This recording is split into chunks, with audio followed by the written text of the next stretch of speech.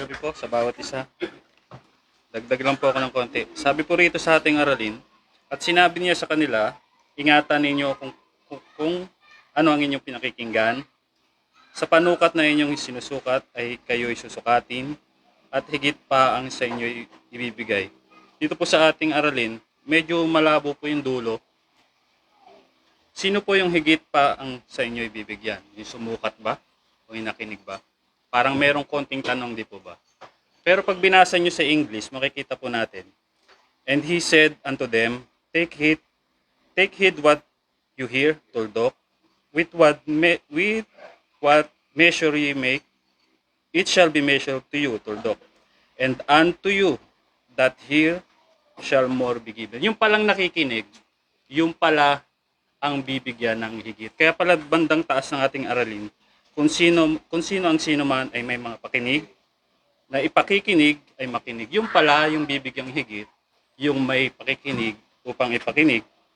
Kaya sa bandang dulo ng ating aralin, sapagkat ang mayroon ay bibigyan pa, at ang wala, pati ang nasa kanya, ay aalisin pa. Yung pala yung konting tanong na medyo malabo sa ating aralin, makikita nating malinaw pag binasa natin yung English. Ayun lang po, salamat po sa Salamat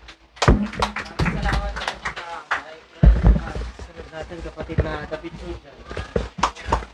Magandang gabi sa lahat mga kapatid, purihin ng Panginoon. Halos naiintindihan natin maigi yung ating aralin. Sabi dito sa, babasahin ko lang uli. At sinabi sa kanila, ingatan ninyo kung ano ang inyong pinakikinggan, at sa panukat na inyong sinukat, kayo susukatin ng higit pa ang sa inyo ibibigay. No? So, makikita natin dito, sabi dito, ingatan daw yung ating pinakikinggan. No? Kasi bakit? Sabi dito sa Hebreo 4 verse 2, sapagkat tunay na tayo'y pinangaralan ng mabuting balita, gaya rin naman nila. Ngunit hindi nila pinakinabangan ang salitang napakinggan dahil sa walang kalakip na pananampalataya ang nakarinig. No? So yun makikita natin. At sabi nga doon sa ating aralin, ang may pakinig upang makinig ay ipakinig. Sa Hebreo, napakadami din yan. Sino yung pakikinggan? No, yung Panginoon. Sa paanong paraan nagsasalita ang Panginoon? Sabi sa Hebreo, iba't ibang panahon sa pamamagitan ng kanyang anak. At sa huling panahon natin, sabi nga, doon sa sulat ni Apostol Pablo, hindi dumating sa atin yung salita lang, kundi nandyan yung Espiritu Santo. Kaya mas makikinig tayo doon sa Espiritu Santo kasi yun yung final pagka nagsalita. So makikita natin, ingatan daw natin yung ating pinakikinggan. At sabi nga, doon daw pagtaglay na natin yon, sukat, nabanggit kanina, sinusukat natin yung mga kapatid. No? Kinakailangan, sabi nga, pag ang nagtuturo, sabi nga kinakailangan, titignan daw natin yung sa atin muna. Kasi yung tahilan, baka mamaya na ginagawa pala natin yon. Ang magturo ika, na tapos yung hindi niya ginawa tapos ituro, yun ang tatawaging kalitlitan sa kaharian ng langit. Buti kung gano'n. May pwesto ka pa rin, kadalasan talaga wala, di ba, pag hindi ka sumunod. So yun yung nandoon sa atin. So hinahanap na siguro talaga ng Panginoon yung ating mga napakinggan. Kung talagang sumusunod tayo doon. Kaya ingatan natin kasi nga nandoon yung buhay natin, di ba? Sabi nandoon sa turo na ating napakinggan, nandoon yung buhay natin. At ang bawat isa sa atin, yung mga nakalipas, di ba? Aasnan, di ba? So makikita sa atin yun yung tinanggap natin sa Panginoon, kung gaano ba talaga tayo kaalat. No? At yung kung tayo maalat, sabi nga, tayo yung gagamitin ng Panginoon sa lahat. No? Kaya nga sabi, bakit? Bibigyan ka pa Yung pag pinagkatiwalaan ka, naging tapat ka, bibigyan ka ng marami. Magandang gabi muli.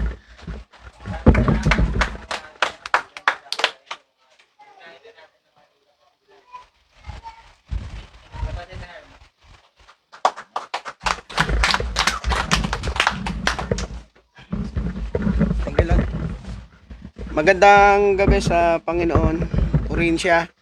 Magandang gabi mga kapatid at lalong-lalo sa bayan ni kapatid na Regnon at kapatid na Lelen. Salamat sa patuloy na pagsisikap. Sa tagpo ng ating pag-aaral sa pananalitang binabanggit ng ating Panginoong Kristo, yung salitang sinasabi, at sinabi niya sa kanila, meron siyang pinatutungkulan ng kanyang sinasalita. No? Yung mga nakikinig sa kanyang mga pananalita. Sabi niya rito, At sinabi niya sa kanila, ingatan ninyo kung ano ang inyong pinakikinggan. Kasi makikita naman natin sa ating pag-aaral, kung itataas natin yung ating pag-aaral, nagsasalita ang ating Panginoong Kristo sa pananalitang puro nasa talinghaga. Kaya makikita natin doon sa pananalita ng ating Panginoong Kristo na yung katangian, alimbawa, yung sa pagiging binhi, kinakailangan iniingatan yon ng mga sumusunod sa Panginoon. At sabi niya rito, yung salita naman na sa panukat na inyong isinusukat, kayo'y susukatin at higit pa ang sa inyo'y ibibigay, no? Ganun. Minsan may mga nagdaang panahon tayong mga kapatid nung araw na yung salitang dito ako sa brethren, no? Hanggang sa ako'y mamatay, hindi ko aalisin ang pag-ano ko sa brethren. Ba? O, tapos biglang nawala. Ganun. Minsan yung pananalitang patapos, no? Doon ka talaga susukatin ng Panginoon kung kaya mong kung kaya mong gampanan. Yung lagi natin sinasabi kung ano yung salita nating patapos, doon tayo, ano ba tawag dito? Doon tayo susubukin Kung yung sinasalita ba natin kaya natin panindigan, no? Gaganon yung punto ng takbo ng ating pag-aaral. Minsan naman may ibang punto rin naman, yung bang ina-underestimate mo naman yung iba. No, hindi rin mabuti 'yun. Kasi mamaya ka-underestimate mo sa iba. Sabi sa ating pag-aaral sa unang Korinto na ingatan mo baka mamaya akala mo ikaw ay nakatayo, hindi na pala. No. Ano pa, yung sinasabi sa 11:22 ng Roma. Sabi niya, ano sabi niya roon? Sabi rito, yung kanina sa Korinto yung binabanggit ko, yung sa unang Korinto chapter 10, verse 12. Dito naman sa Roma, sabi rito sa 11, sa chapter 11, verse 22, sabi rito, masdan mo nga ang kabutihan at ang kabagsikan ng Diyos. Ang kabagsikan ay sa mga nangahulog, dadapat ang kabutihan ng Diyos ay sa iyo kung mamamalagi ka sa kaniyang kabutihan, sa ibang paraan ikaw man ay puputulin. Kaya sa ating mga nagsisikap na sumunod sa Panginoon, yung sabi ni Apostol Pablo, yung maging oo nyo, maging oo, hindi. Magandang gabi mga kapatid ko rin na Panginoon. Magandang gabi sa naka-online.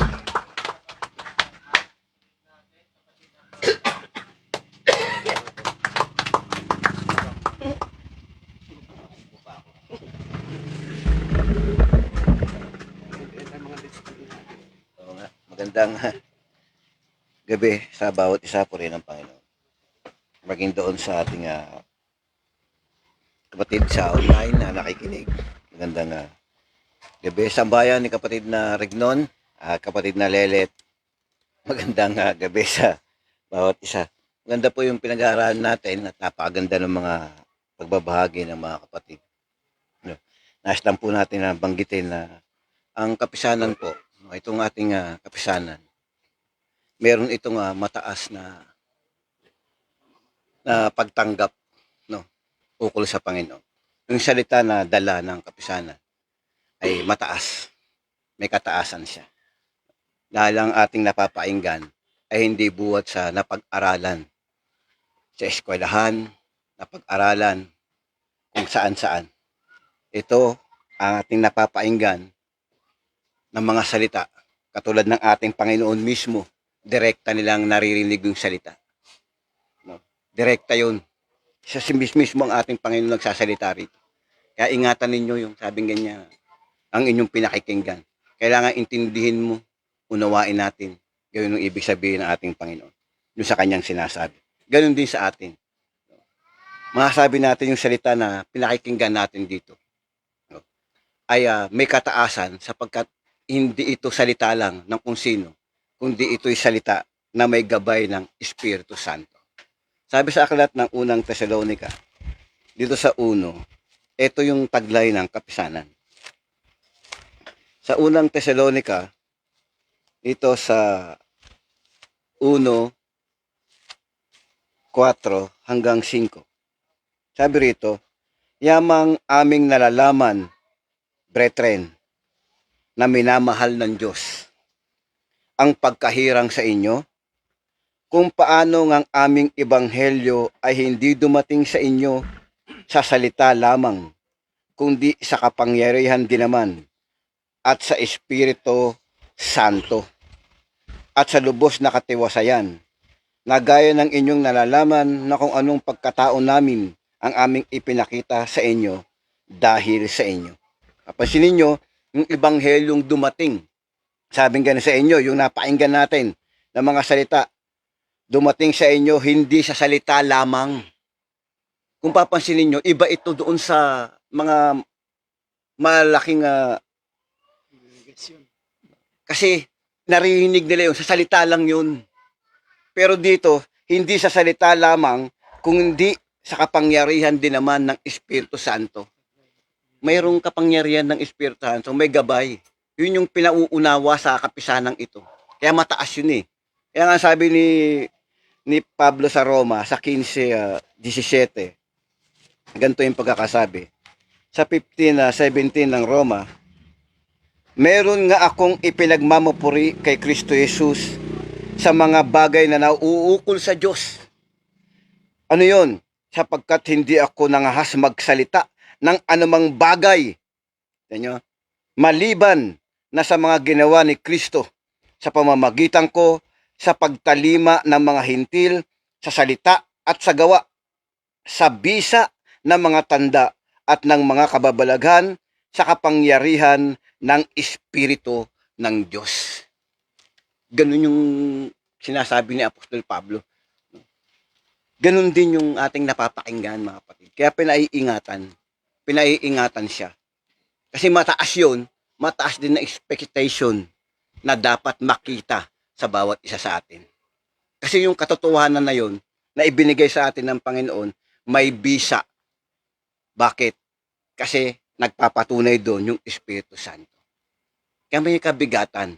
Kaya nga sabi rito, di ba, sabi rito, ang iba'y yaong nangahasik sa dawagan, ito'y nakarinig ng salita. Kaya pinaiingatan eh. May mga nakakarinig eh.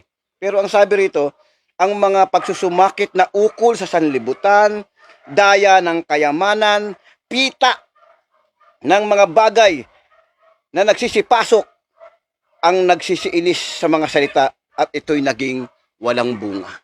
Pumapasok yan. Sa pagsasaysay ng Panginoon dito, meron siyang sinabi, pinaroroonan ng masama dahil kaya hindi nila nauunawa. Ibig sabihin, may satanas na nandoon para hindi mo maintindihan.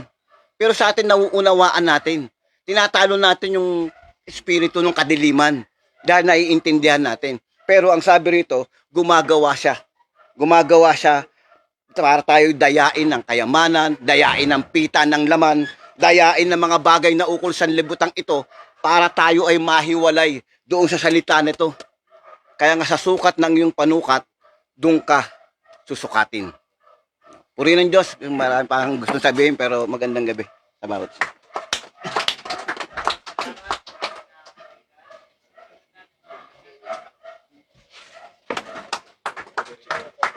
Salamat.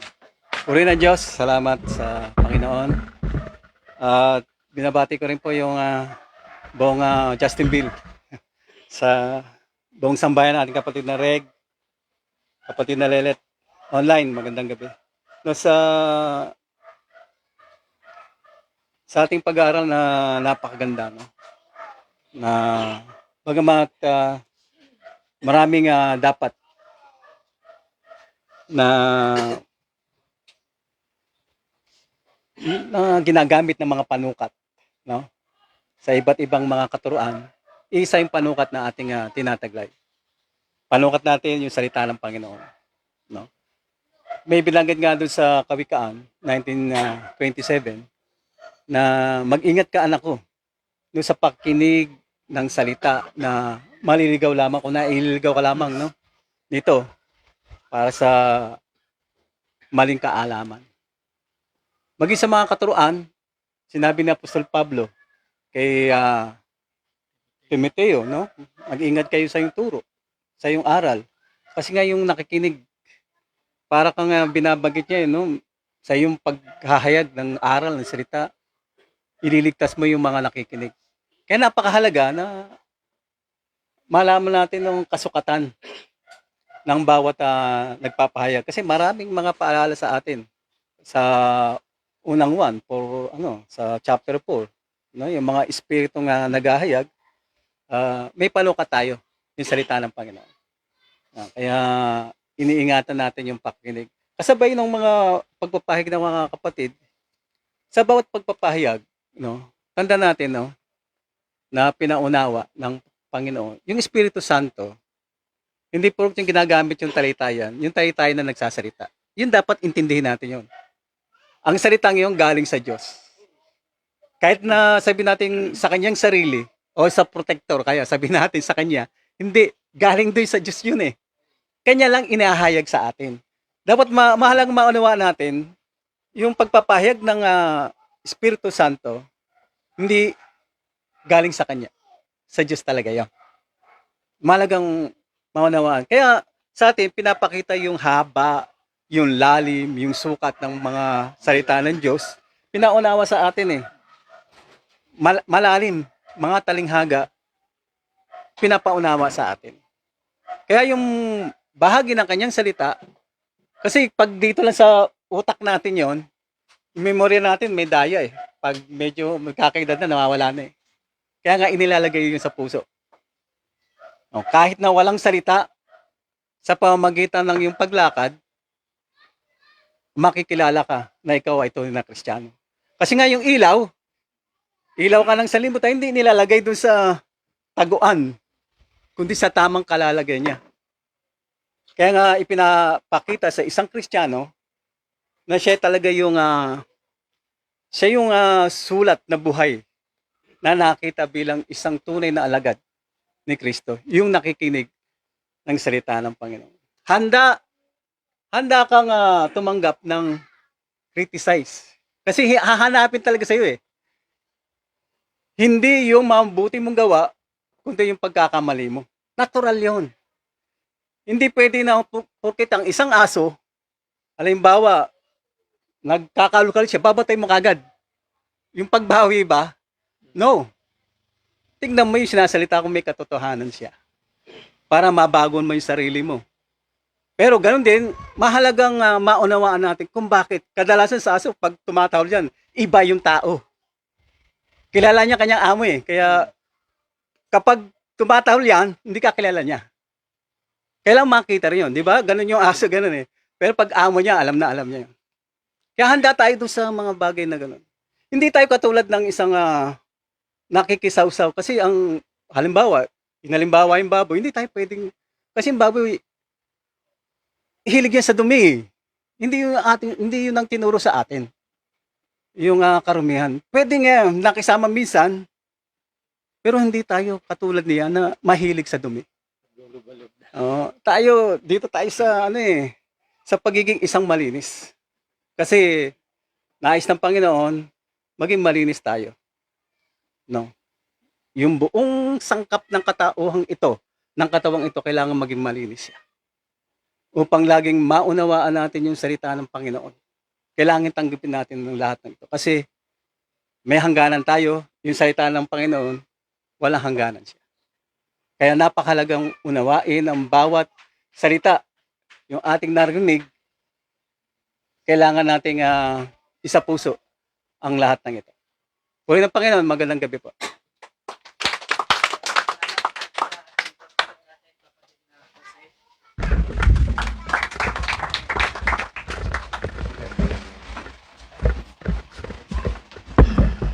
Salamat. Gandang gabi sa bawat isa. Purihin po Panginoon at tuloy po sa mga naka-online sa bawat isa, sambayan ng ating kapatid na Regnon at kapatid na Lelit. Dadagdag na lang po tayo sa ating aralin, no? Tungkol dun sa napakahalaga kasing pagkinig, no?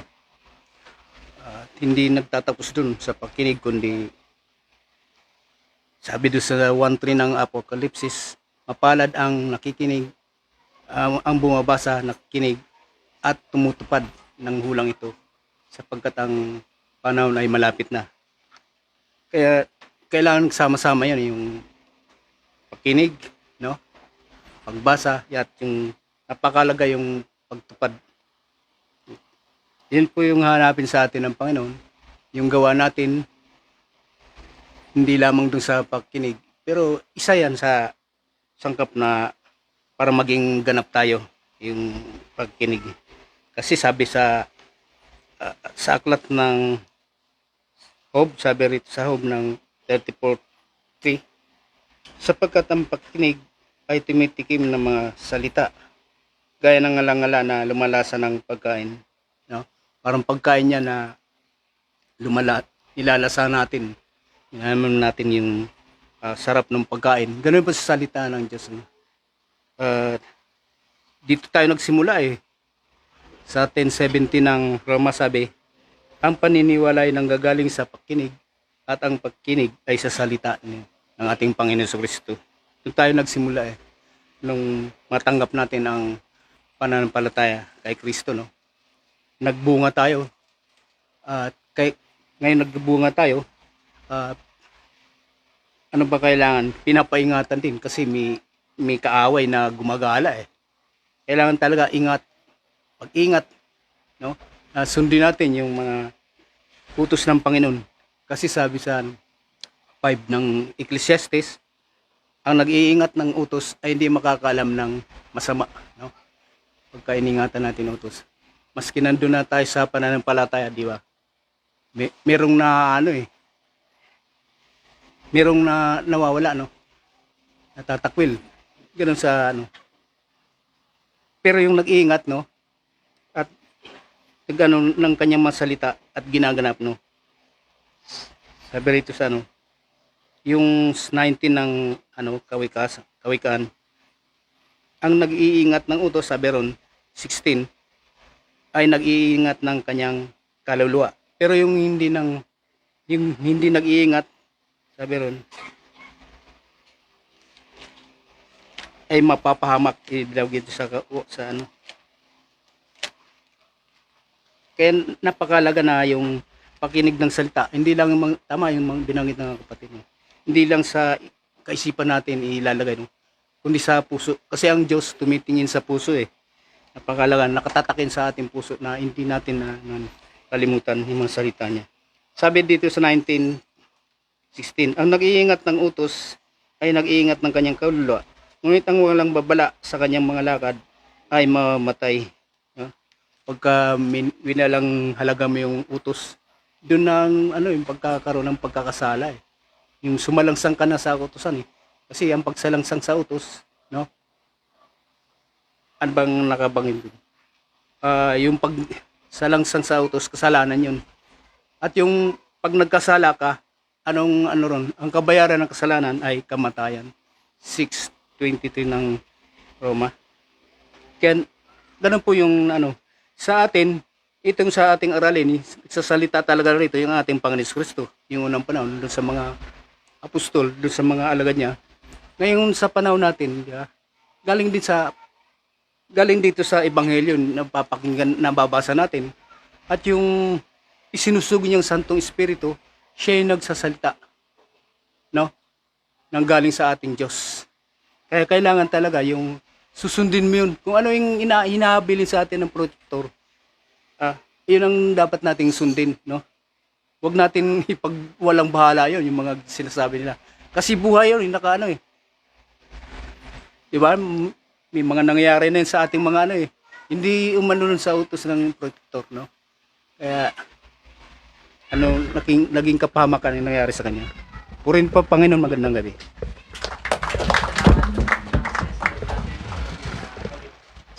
Magandang gabi po at salamat sa Panginoon sa gabing ito, sa lahat ng mga online natin at sa sambayan ng ating kapatid na Regnon, Iglesia ng Justinville. Kapatid na Let, magandang gabi po. Salamat sa inyo. Maganda po yung ating pinag-aaralan ngayon kasi nga kung titingnan natin talaga, walang bagay na hindi ginawa ang Diyos na walang gamit. No? Ultimo pinakamalit na bagay, may plano, may layunin ang Diyos. Lalo na sa tao na hinango sa kanyang anyo. Gaya ng tenga, kung titingnan natin yung tenga, sinabi na kanina, yung may pakinig na ipakinig, makinig. Ganun kasi yung gusto ng Diyos na makita sa atin, na maunawaan natin yung bawat salita na ating naririnig. Kasi alam nyo, gagaya ng nangyayari sa Israel, may pangyayari sa Israel na bagamat sinugo ng Panginoon yung kanyang mga propeta at sinalita, darating sa inyo yung tabak, darating sa inyo yung tagutom. Kapag hindi kayo humiwalay sa inyong masamang lakad. Sinabi na sa kanila yan. Pero anong sabi rito? Sabi rito, pag binasa natin yung chapter 5 ng Jeremiah 11, sapagkat ang sambahayan ni Israel at ang sambahayan ni Huda ay gumagawang may kataksilan laban sa akin, sabi ng Panginoon, kanilang itinaila ang Panginoon at sinabi, hindi siya ni darating man sa atin ang kasamaan. Ganun na yung sinasabi nila. Samantalang narinig na mismo yung kanilang salita. Hindi pa sila nagbago. Kaya sabi ng Panginoon dito sa 14, kahit ganito ang sabi ng Panginoon, ng Diyos, ng mga hukbo, sapagkat inyong sinalita ang salitang ito, narito, gagawin ko ang aking mga salita sa inyong bibig ay maging apoy at ang bayang ito ay kahoy at sila'y pupugnawin niyaon. Kaya ganun hindi naniniwala. Kaya ganun din sa atin, maging yung nangyayari sa atin, no, na mensahe na dumarating sa ating mahal na protector. Talaga, aminado talaga tayo, minsan umuoo tayo, pero hindi natin pala nauunawaan. Ito yung bigat, mabigat pala yung ganon, na kung aanuhin natin. Kasi nga, yung salita, kagaya na sinabi ni Kapatid Dindo, hindi salita mismo ng ating protector yon. Salita mismo ng nagsugo sa kanya. Kaya kapag hindi natin inaunawaan yun, at hindi natin ginawa yun, may mga bagay na consequence na mangyayari. Ganun po pala ang ano niya. Ngayon may isa pa akong halimbawa na ibibigay sa inyo, kagaya ng sinabi dito sa 14:23 ng bilang, meron naman salitang ganito. Sabi dito, sa 14:28, sabihin mo sa kanila, ako'y buhay, sabi ng Panginoon. Tunay na kung paano ang sinalita ninyo sa aking pakinig. Ayan na, sabi niya sa Israel, tunay na kung paano ang sinalita ninyo sa aking pakinig, gayon ang gagawin ko sa inyo. Ayan. Kaya ganun din sa atin Pag nagsalita tayo minsan, lalo na pag nasa pulpito tayo, ingat talaga. Kasi naroon yung yung salita na binibitiwan natin, naririnig ng Panginoon yan at baka ito, sukatin tayo ng Panginoon doon sa ating mga sinasalita. Ganun yung pwedeng mangyari sa atin. Kaya marami yung mga halimbawa kanina, napakagandang halimbawa na ibinigay na sa ating pag-aaral na tunay na ang salita, yung panukat na gagamitin ng Diyos, sinabi na yan kanina, kundi yung katwiran. Sa araw na nakakatulan tayo ng Diyos, walang iba. Ibang yung gagamitin sa atin. Kaya gawin natin kung ano yung bagay na narinig natin mula sa ating protector at kung ano yung mga nababasa natin, kailangan ito ay magawa natin talaga. Walang dagdag, walang bawas, kundi eksakto doon sa mga bagay na nasasaad sa atin. At tiyak naman na kapag ganun ang nagawa natin, nalulugod ang Panginoon sa bawat sa atin. At lalo na sa kabuuan ng kapisanan. Sabi ko, alam nyo, kaming mga haligi talagang hindi sa naramdaman namin yung bigat talaga na pinapasan ng kapisanan. Daman-daman namin yan, yung bigat na yan. Kaya nga sabi ko, kailangan talaga kami, magkaisa kami. Hindi pa pwedeng mayroong bagay na para patuloy tayo nga makapaglingkod ng nararapat sa Panginoon. Magandang gabi po at salamat sa Panginoon. Nasa uling magpapahayag, bigay ko na po sa ating kapatid na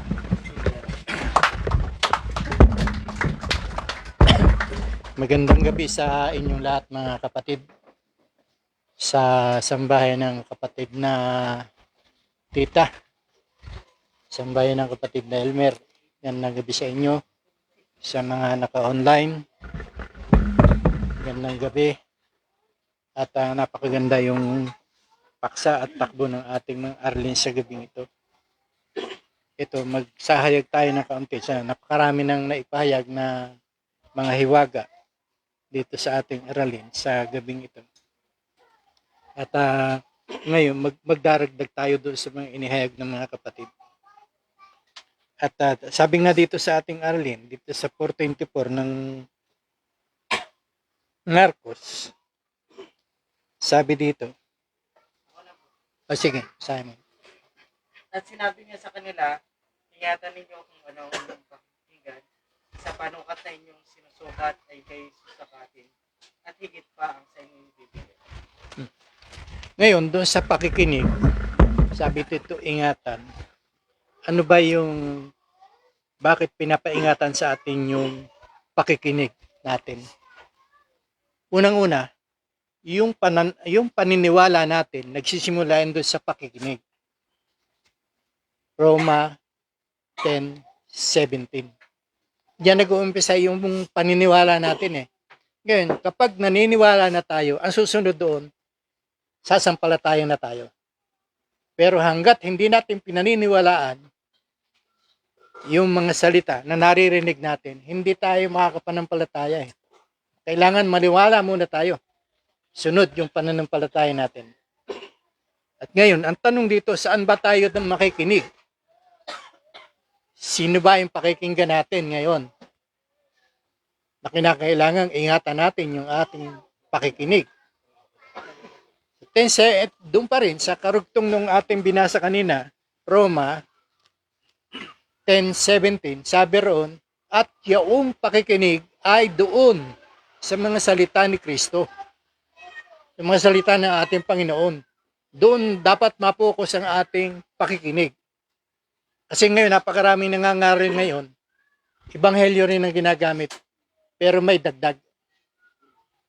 May dagdag ang kanilang pananalita, ang kanilang pagmimisahe, may dagdag. Sa bandang huli, may GCash ako, i-send na lang nyo sa GCash. At nakita ko ito doon sa ano ng aking manugang sa Tagaytay, hindi ko lang doon ko nakita, ultimong yung tubig, ilaw ng kanilang pastor doon, sagot lahat ito ng mga ng kanilang mga miyembro. Talagang sila. Kaya sa atin, iba yung ating pagkaunawa sa salita. Ngayon, sabi dito, para patutuhanan ito, sa 10:17 ng Roma, basahin natin yung sa Matthew 17:1 hanggang 5. Pakibasa mo kapatid. Maunawa natin dyan. 17. Mateo 17:1-5. Uh-huh. At pagkaraan ng 6 na araw ay sinama ni Jesus si Pedro at si Santiago at si Juan na kapatid niya. At sila'y dinalang bukod sa isang mataas na bundok.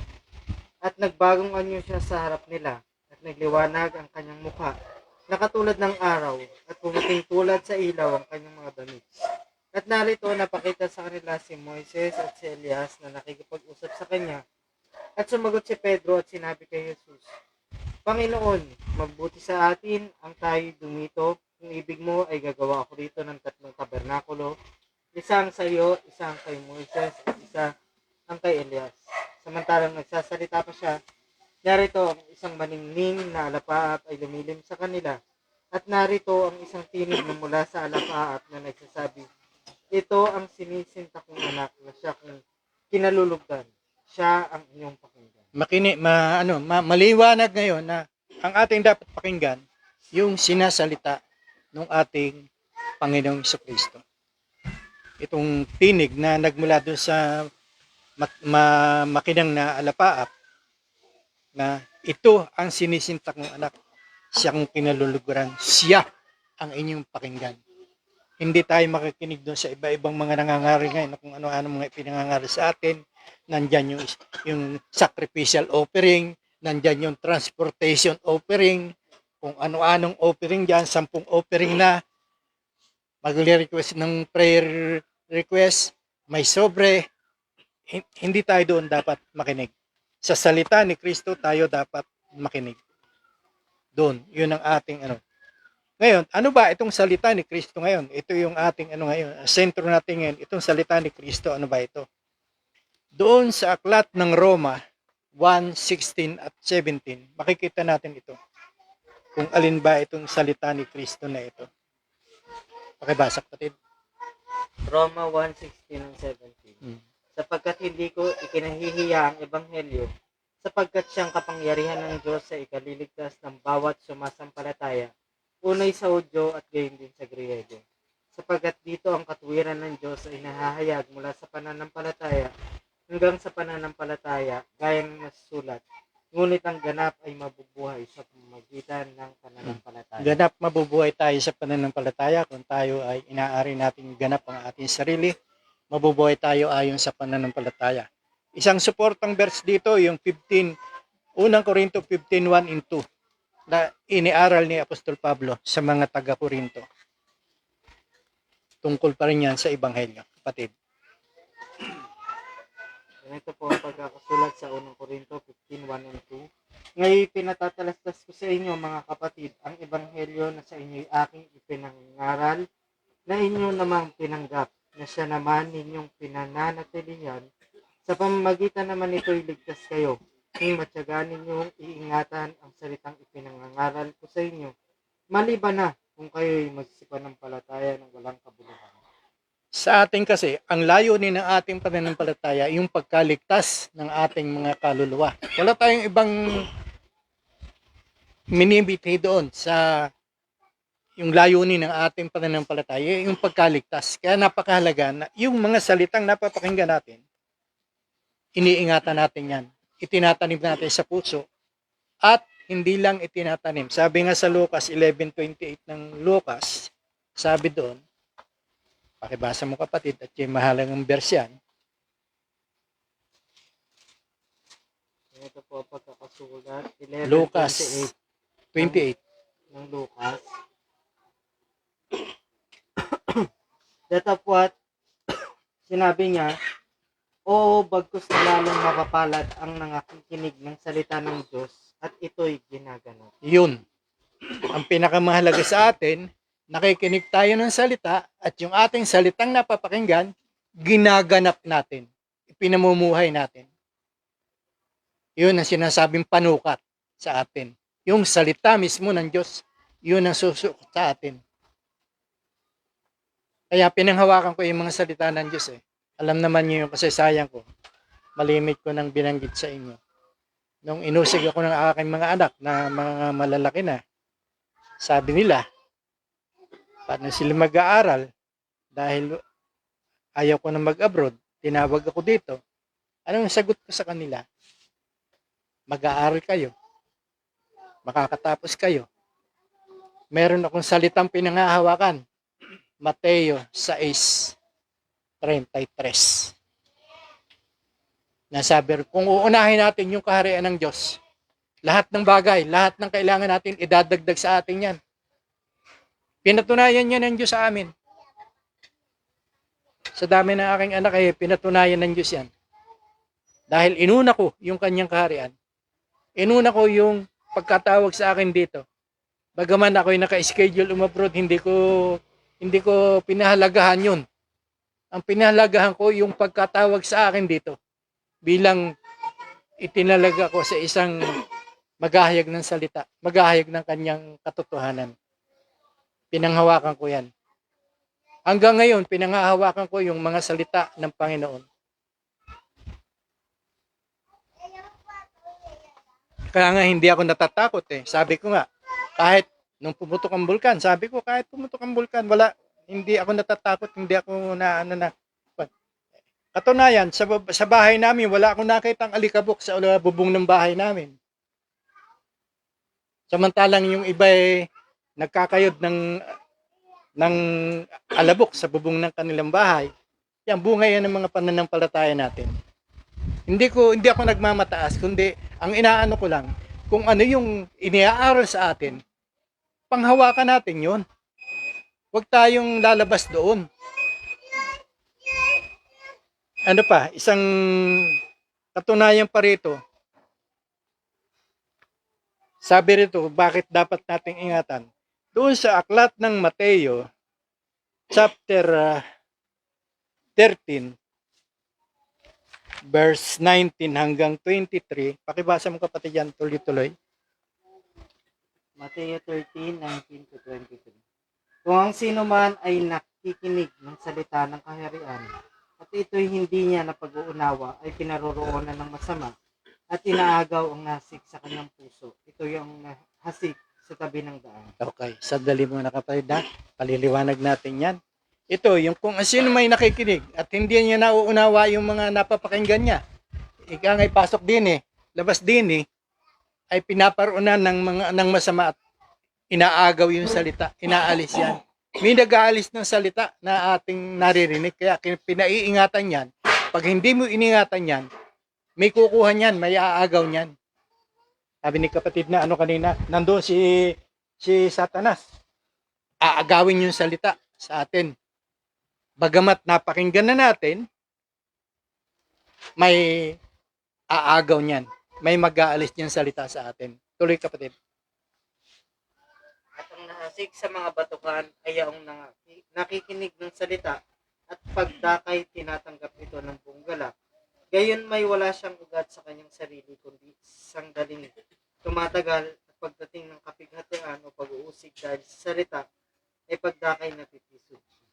Yan. Isang malaking bagay na yung mga salitang nadidinig natin, napapakinggan natin, nag-uugat sa ating mga puso. Hindi yung pumasok lang sa puso natin pero hindi nag-ugat. At pagdating ng kapighatian at ng daya ng mga kayamanan, mga pag-uusig, yung salita nawawala.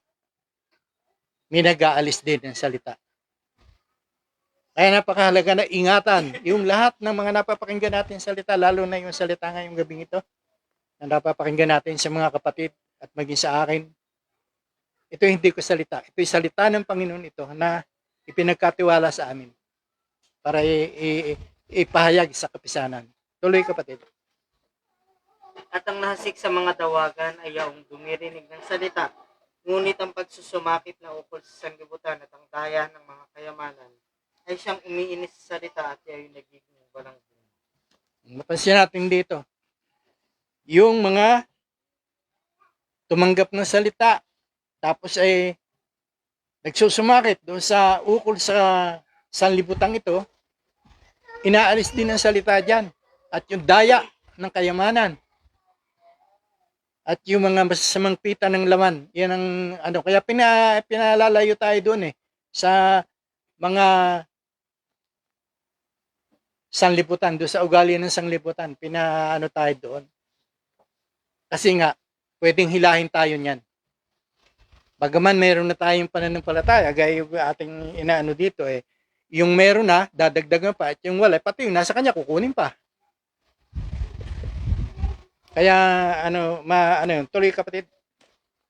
Sa 23 po, at ang nahasik sa mabuting lupa ay siyang dumirinig at nakauunawa ng salita ay siyang katotohanang nagbubunga. Ang ilaytig 100, ang ilaytig 60 at ang ilaytig 30.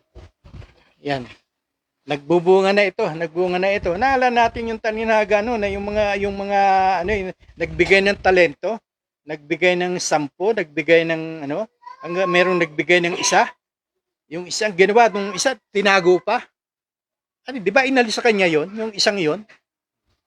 Pero yung nagbunga ng tig-100, lalo pa nagbunga yon. Ganon din ang mangyayari sa atin. Kaya masipag magbasa, maraming bunga yan. Yung tamad magbasa, magtatanong yan kung anong saan ba ay kayong verse na yun? Dahil hindi ayaw niya magbasa na magbasa Pero kung siya masipag magbasa, maano na niya yun. Marirealize na niya yun. Saan ba yun? Bagay nangyayari din sa akin yun. Minsan, hanap ako ng hanap, hindi ko masumpungan. Nagtatanong din tayo. Ganon yun. Pero yung ibig ko sabihin, mas yung talagang ayaw magbasa, talagang mahihirapan siyang magtanda, mahihirapan siyang makakuha ng maraming bersikulo ng Bible na magagandang bersikulo na pabor sa ating pananampalataya. Ano pa ba yung natin dito? Sabi dito, yung natanim sa mabuting lupa, ito yung nagbubunga. Ito yung nagbubunga ng, ilan ang sabi dyan? Tig 100, 30. So lahat itong lahat na ito na at kabilang tayo diyan sa nahasikan sa mabuting lupa. Tayo yung mabuting lupa. Tayo yan. Na nagbubunga tayo. Kaya nga nandito ngayon tayo dahil may bunga tayo. Kung wala tayong bunga, di gusto pa natin mamaluktot na lang doon sa bahay, lalo ngayon malamig sa amin. Kaya nagbubunga tayo, kaya tayo nandito. At pakisabi mo lang sa akin kapatid, baka kailangan mag ano na tayo ha. Wala pa. Ano pa ba ang ating tatalakayin dito? Itong binanggit dito ni Juan, doon sa John 1:3, John 1 verse 3, ito yung pakibasa mo kapatid. Sabi po sa John 1 verse 3, ang lahat ng mga bagay ay ginawa sa pamagitan ng... Hindi. First John 1:3. Kasi may binanggit si Apostol Juan dyan Sabi po dito sa unang 1:3. 1:3, yung aming nakita at narinig ay siya rin aming binabalita sa inyo upang kayo naman ay magkaroon ng pakikisama sa amin. Oo, at tayo may pakikisama-sama at sa kanyang anak na si Jesucristo. Yan itong ipinapaliwanag ni Juan na ito. Dito sa 1 John 1:3, ito yung sinasabi niya dahil si Juan kasama siya doon sa bundok. Kasama siya doon noong umahon yung ating Panginoon Jesucristo sa bundok at kasama doon si Pedro, tatlo kasama doon Santiago at si Juan. Kaya sinasabi niya rito, yung kanyang nakita at narinig niya lahat yun yung pati yung tinig, narinig niya yun. Kasi niyang ibinabalita sa atin. Kung sa bandang itaas nito, makikita natin dito na sinasabi niya na nasa kanya yung buhay. Nasa ating Panginoon Jesucristo. Kasi nung makita ni Juan ito, ni tatlo, nagliwanag ito parang, yung mukha niya nagliwanag na parang araw. Tapos yung kanyang damit, nagliwanag na parang ilaw. Nakita niya ito talaga ni Juan, kaya may patutuo siya rito. Na yung kanyang narinig at kanyang nakita, yun ang ibinabalita sa atin ngayon. Kaya napakapalad natin mga kapatid. Dahil ang ating pag-aaral ngayon, may mga basehan tayo. Hindi tayo basta nagsasalita nang wala tayong basehan. Ano po ba yung ating ipapaliwanag dito? Tungkol doon sa panukat. Doon sa panukat na sinasabi rito, alam natin, ay yung panukat na tinutukoy dito, walang iba kundi yung ebanghelyo. Doon sa ebanghelyo tayo susukatin dyan. Pag dumating yung paghatol sa 2:16 ng Roma, sinasabi dyan, hahatulan yung lihim ng mga tao sa pamamagitan ng ebanghelyo. Hindi sa pamamagitan ni Kibuloy, hindi sa pamamagitan ni kung sino-sino riyan, hindi, huwag namang ba kami nakakarinig. Hindi sa pamamagitan ni Eddie Villanueva. Hindi. Hahatulan tayo ayon sa ebanghelyo. Hindi sa kung ano-anong mga bagay.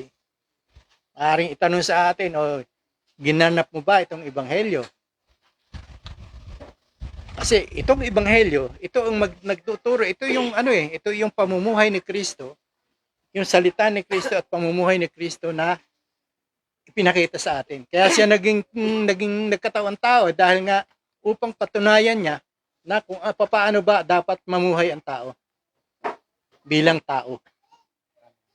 Sapagkat hindi lamang sa tinapay, hindi lamang sa pagkain nabubuhay ang tao, kundi doon din sa mga salita ng Diyos na lumalabas sa kanyang bibig. Balik natin muna kay kapatid. Maraming salamat kapatid ng Guillermo. At ito na po yung oras. Dadapo na po tayo sa paglilinaw, tanong. Kung sino man po ang merong katanungan maaari lamang pong taas ang kamay.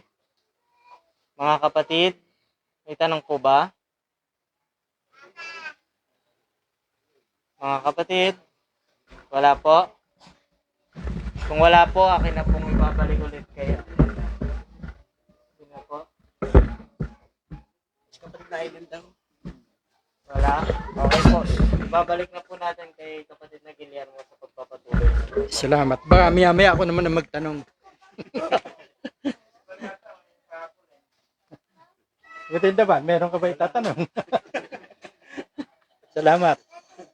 Hindi kayo nagtatanong, baka nahiya lang kayo o baka naunawaan ba niyo yung ating aralin sa gabi ito? Ayaw niyo magtanong. Kasi napakahalaga itong ating yung panukat talaga sa ebanghelyo. Kasi susukatin tayo diyan kung yung ating salita ipinamumuhay natin. Doon tayo susukatin eh. Gaya nga nung halimbawa ni kapatid na Herman, yun yung naiisip ko rin kanina eh. Sabi ko, mayroong nagpatotoo at dito ako mamamatay. Habang buhay, dito ako. Pero pagkalipas ng ilang buwan, ilang linggo, biglang nawala. Nawala. Yan, sinukat siya doon sa kanyang salita.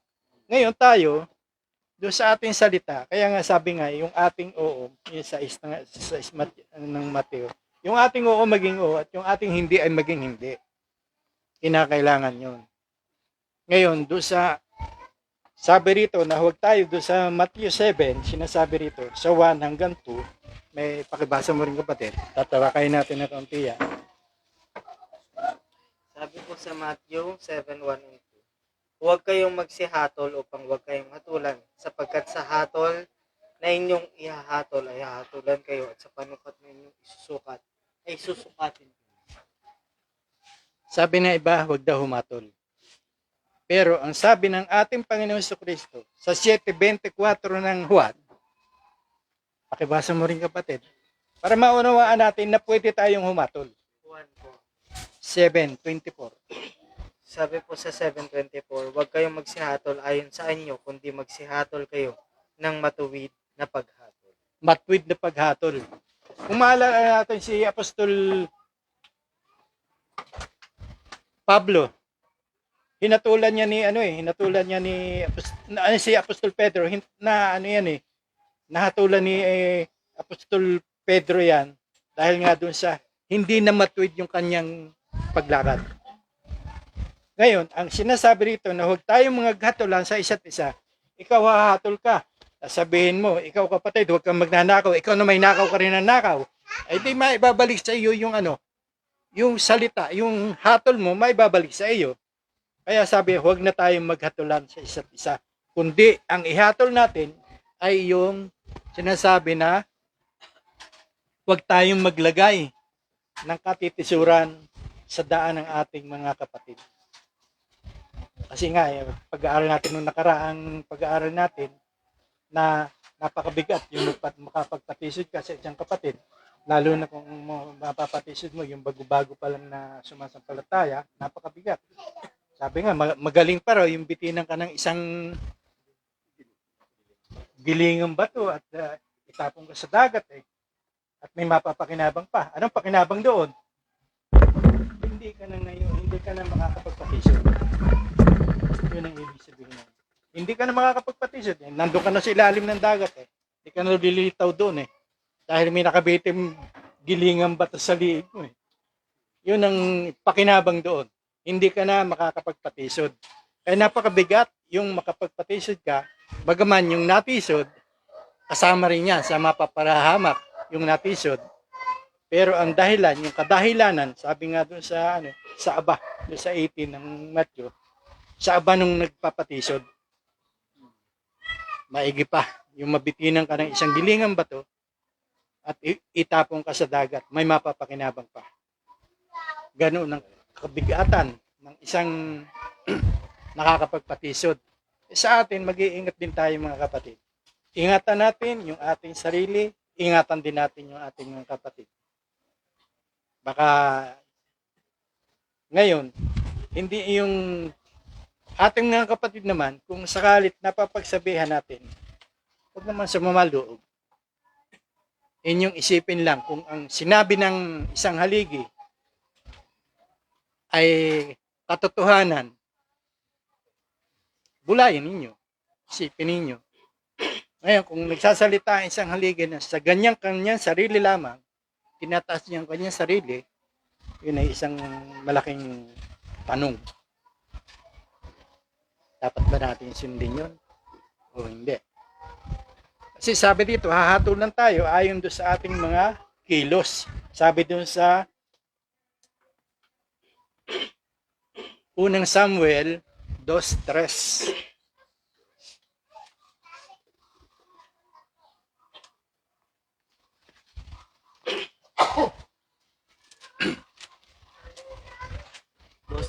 Ah, Huwag na kayong magsalita ng totoong kapalaluan. Huwag mabuka ang kabugan sa inyong bibig, sapagkat ang Panginoon ay Diyos ng kaalaman at sa pamamagitan niya ay sinusukat ang mga kilos. yan. Sa pamamagitan ng Diyos, susukatin yung ating mga kilos, susukatin yung ating mga salita, yung ating pananalita, susukatin yan sa pamamagitan ng ating Diyos. Anong gagamitin? Ebanghelyo. Sa Ebanghelyo tayo aanuhin dyan. Kinakailangan yung Ebanghelyo, nandoon ang pamumuhay natin. Kaya nga yung sa Pilipos 1:27, ang inyo lamang pamumuhay, sabi, pakibasa mo na kapatid at kay mahaba. Mahaba yan. Sabi po sa Pilipos 1:27, ang inyo lamang pamumuhay ay maging karapat-dapat sa Ebanghelyo ni Kristo upang maging ako ay dumating at kayo makita o wala man sa harap ninyo ay mabalitaan ko ang inyong kalagayan na kayo matitibay sa isang espiritu na kayo magkaisa ng kaluluwa sa nagsisikap sa pananampalataya sa Ebanghelyo. Yan. Nagsisikap sa pananampalataya sa Ebanghelyo. Yun. Ang ipamumuhay natin, ayon sa Ebanghelyo, nagsisikap tayo na maipamuhay natin yung Ebanghelyo. Nagaya ng nga na sinabi ni Apostol Pablo, sa pamamagitan nito ay ligtas kayo kung inyong iingatang matibay. Alin? Yung ating napapakinig na ipinangaral ukol sa Ebanghelyo. Kung ulit-ulitin natin, yung sabi nga, yung Ebanghelyo, ito yung mga banal na kasulatan, tinutukoy sa 3:15 hanggang 17 ng ikalawang Timoteo, ito yung tinutukoy doon, itong mga banal na kasulatan. Ito yung Ebanghelyo. Ito yun. Na makapagtuturo, makapagsasaway. Kaya may pagsaway eh. May paghatol. Kaya meron yan. Ayon yan doon sa Ebanghelyo. Kasi ang Ebanghelyo, hanggang ngayon ang Ebanghelyo, kasama pa yung mga ng mga apostol diyan eh, yung mga salita ng mga apostol eh. Kasi nung umalis ang ating Panginoon, ang iniwan niya mga apostol. Bago dumating ang ating Panginoon Jesucristo, sinugo ang mga propeta. Pagdating ng ating Panginoon Jesucristo, sabi nga ni kapatid na David kanina, nagsasalita sa iba't ibang panahon. Ngunit sa huling araw, sa huling panahon ito, ay nagsasalita yung ating Diyos sa pamamagitan ng kanyang anak na si Jesucristo. Kaya ngayon, ang ating pakikinggan, Ebanghelyo, yung salita ni Kristo. Purihin ang Panginoon. Magandang gabi sa inyo, mga kapatid.